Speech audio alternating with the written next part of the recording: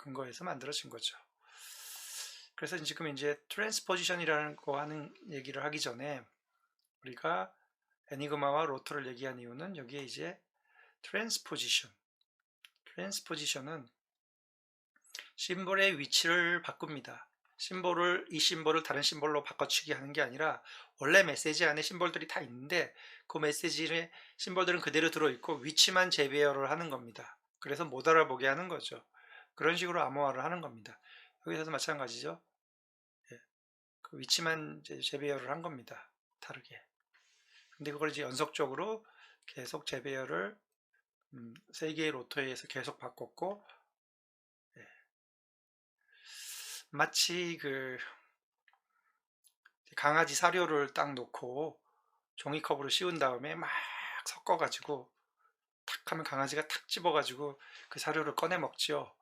그런데 뭐 대부분 그 정도는 강아지가 엄청 집중해서 먹으려고 아무리 섞어도 다 하죠. 그런데 이 섞는 게 그렇게 1차원이 아니라 2차원, 3차원, 그 단계를 여러 단계를 거치고 안 보이는 면에서 서로 위치가 막 바뀌는 거죠. 그런 경우에 예측할 수가 없는 거죠.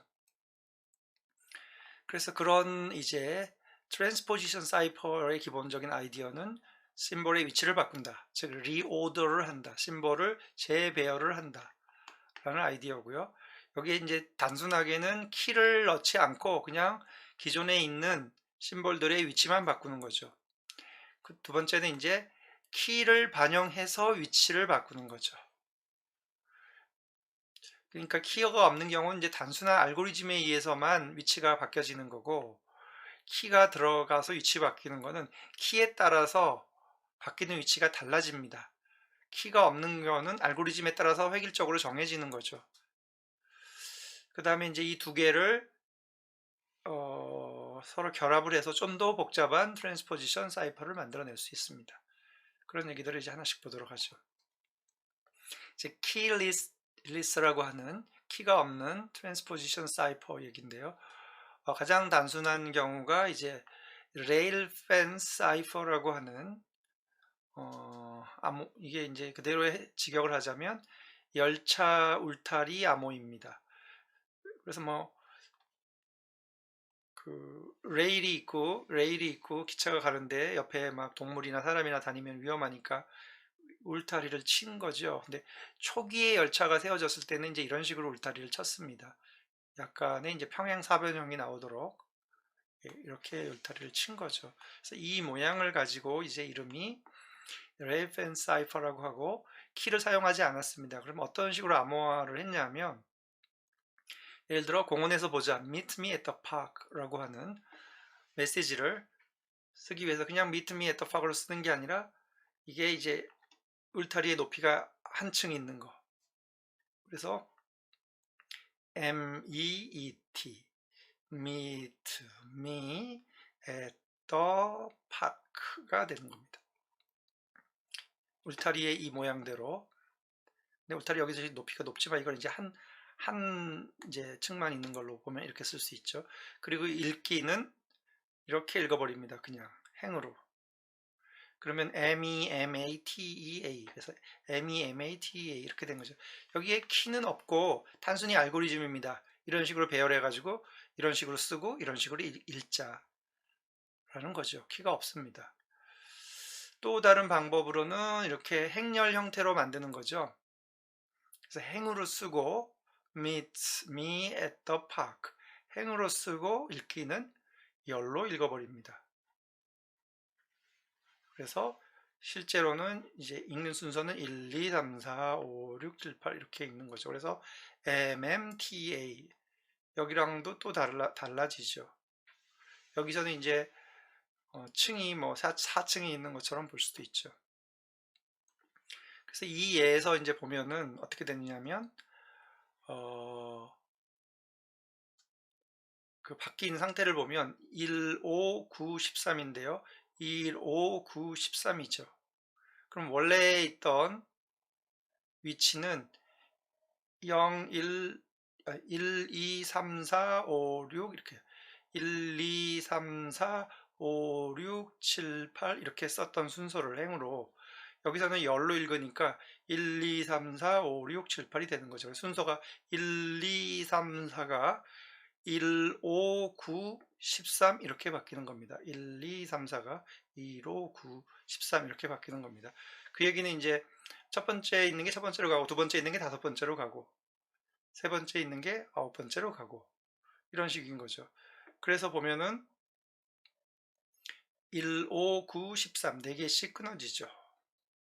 여기가 이제 4개씩 끊었으니까 행이 4개니까. 그 다음에 이제 2, 6, 10, 13 2, 6, 10, 13 여기 왜 13이 돼 있죠? 14가 돼야 맞는데 오류인 것 같은데 2, 6, 10, 13 13대 네, 여기 오타입니다. 그 다음에 3, 7, 11, 15 이런 식으로 되게 쭉 됐는데 가만히 보니까 얘가 다 4씩 차이가 나죠. 4씩 차이가 나는 이유는 행이 4개였기 때문에 1 다음에 5 그렇죠. 이렇게 되는 겁니다. 뭐 이런 특징을 어쨌든 순서를 바꿨습니다. 퍼미테이션 그 메시지는 그 안에 그대로 있는데 다른 걸 바꿔치기는 하지 않고 순서만 잘 조합해서 바꿨습니다. 그 다음에 이제 키를 사용을 해서 순서를 바꾸는 암호 Keyed Transposition Cipher입니다.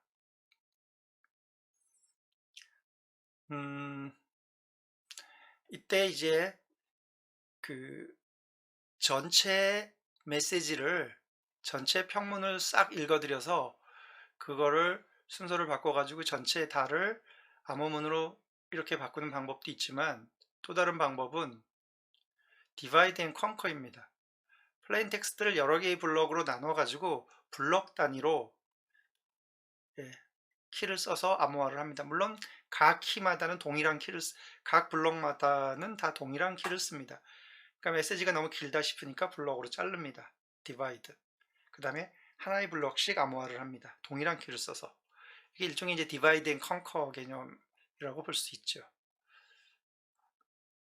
예를 들어 enemy attack tonight 오늘 저녁에 적이 공격한다 뭐 이런 이제 건데요. 여기서 이제 블랭크를 빼고 이 블럭을 캐릭터 단위로 이제 5라고 여기서 이제 정했으니까 5개씩 잘라볼까요? 그러면은 enemy attack C까지 끝나고 이렇게 되는 거죠. KS S까지 되고 TON 이런 식으로 5개씩 잘라지는 거죠. 5개씩 맞추기 위해서 맨 뒤에는 보고스 문자 Z가 들어갔습니다.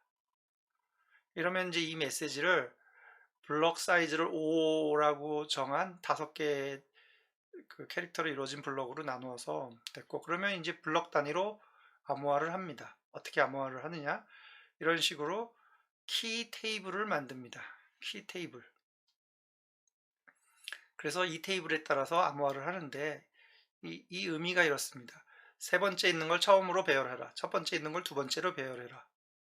네 번째 있는 거를 세 번째로 배열해라. 이런 거죠. 그러면 세 번째 있는 2를 첫 번째로 갖고 와라. 그러면 2가 첫 번째 2로 오고 첫 번째에 있는 2를 두 번째로 갖고 와라. 그러면 얘가 두 번째로 오는 거고 네 번째에 있는 m을 세 번째로 갖고 와라. 그러니까 m이 세 번째로 온 거고 그 다음에 다섯 번째에 있는 y를 네 번째로 갖고 와라. y를 여기다 갖고 이런 식으로 바꾸는 겁니다. 그래서 첫 번째 블록 다 바꾸고 그 다음에 두 번째 블록 또 이렇게 정하는 거죠.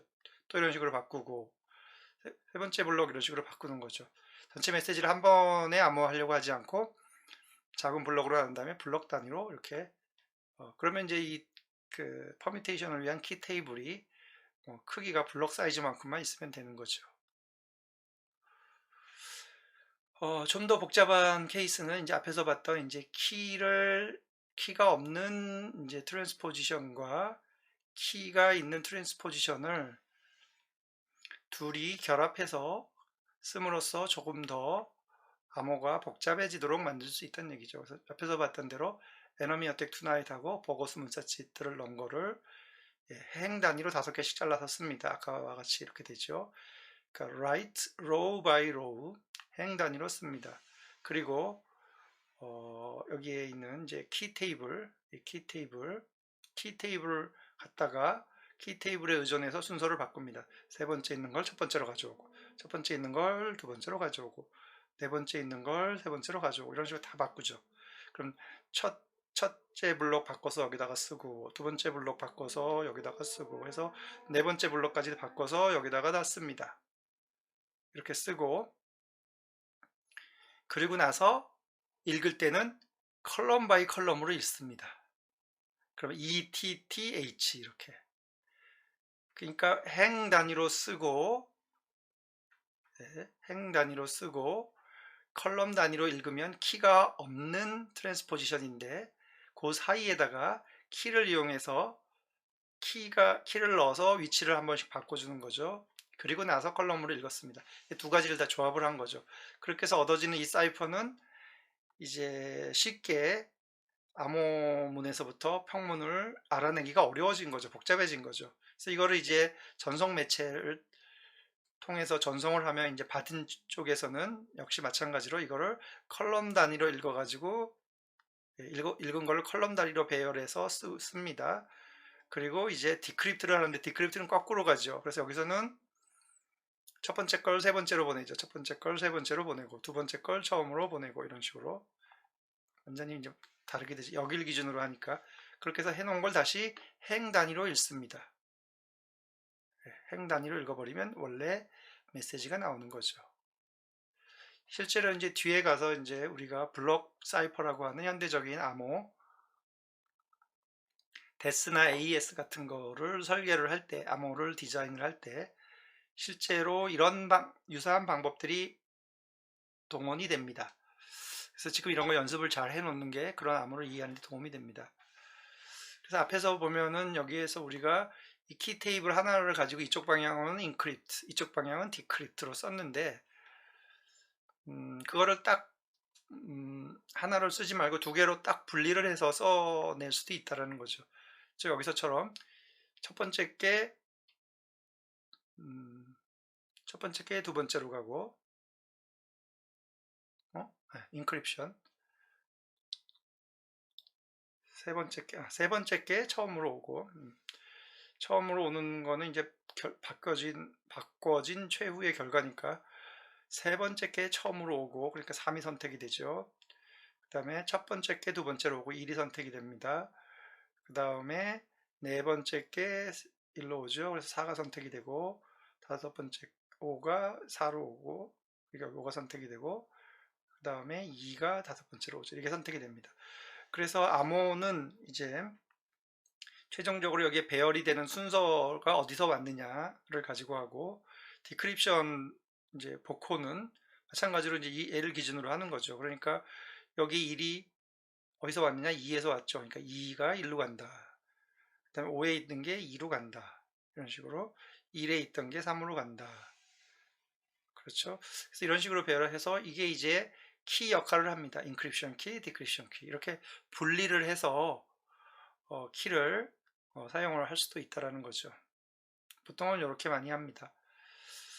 그러면 이제 인크립션 키를 가지고 어떻게 디크립션 키를 만들어내느냐 아이디어는 이렇습니다. 일단 인크립션 키를 쭉 그대로 여기다 카피해 온 거죠. 카피하고 아래에다가 첨자를 순서대로 1, 2, 3, 4, 5, 6, 7, 8을 붙입니다. 그리고 이 둘을 바꿉니다. 그러니까 1, 2, 3, 4, 5, 6, 7, 8 첨자를 위로 올리고 위에 있던 인크립션 키를 아래로 내립니다. 그리고 이 인크립션 키를 가지고 소팅을 하면서 이 두 개가 동기화돼서 같이 움직입니다. 그러면 이제 1이 위에 4니까 이게 움직이죠. 그래서 1이 4가 오고 2가 1이죠. 2가 1, 3, 3 이런 식으로. 그래서 아래를 다 소팅을 하고 나면 첨자가 이제 이렇게 되니까 이 결과가 결과적으로 디크립션 키가 됩니다. 그 알고리즘이 이제 이렇게 주어진 거죠. 이 알고리즘을 보고 이렇게 한다든가 이걸 보고 이 알고리즘을 만들어낼 수 있어야 되죠. 그래야지 이걸 이해를 한 거죠. 그 다음에 이제 매트릭스 자체가 하나의 이제 트랜스포지션 키 역할을 할 수 있도록 매트릭스를 만들 수도 있습니다. 어떻게 만드냐 하면 이거는 이제 4x5 매트릭스, 얘는 5x5 매트릭스, 그 다음에 이제 암호문은 역시 4x5 매트릭스가 나왔습니다. 근데 이제 스퀘어 매트릭스인 키 매트릭스는 0과 1로 되어 있는데요. 0이면 선택을 안 하는 거고 1은 선택을 하는 거죠. 근데 앞에서 이제 우리가 이게 인크립션을 위한 게 3, 1, 4, 5, 2라고 했으니까 이 중에서 세 번째 거를 선택해서 처음에 갖다 놔야죠. 그럼 세 번째 걸 선택하려면 나머지는 다 0이어야 되고 얘만 1이어야죠. 그래서 여기서 00, 1, 00. 그래서 얘는 곱하게 되면 다 사라지고 04만 1에 의해서 선택이 돼서 첫 번째 위치에 갑니다. 그런 식으로 계속 하면 이번에는 첫 번째 것만 선택되고 나머지는 사라지고, 그러니까 04가 그 다음에 오죠. 그 다음에 네 번째 것만 선택이 돼서, 그렇죠, 12가 여기에 오게 됩니다. 그래서 결국 이 첫 번째 라인에 있던 평문에 있던 게 4, 13, 4, 12, 24가 4, 4, 12, 24, 13 이 순서대로 키가 가리키는 그 인덱스대로 바뀌어진 겁니다. 그래서 매트릭스 자체가 트랜스포지션 그 변환을 해주게 되는 거죠. 트랜스포지션 사이퍼 역할을 하게 됩니다. 좀 전에 이제 봤던 그 얘기죠. 그래서 이게 4x5, 5x5, 4x5 그래서 결과적으로는 이제 요 5하고 요 5가 같아야 되고 요 5하고 요, 그렇죠, 5하고 5가 같아서 바깥에 4하고 5가 결과로 나오는 거죠.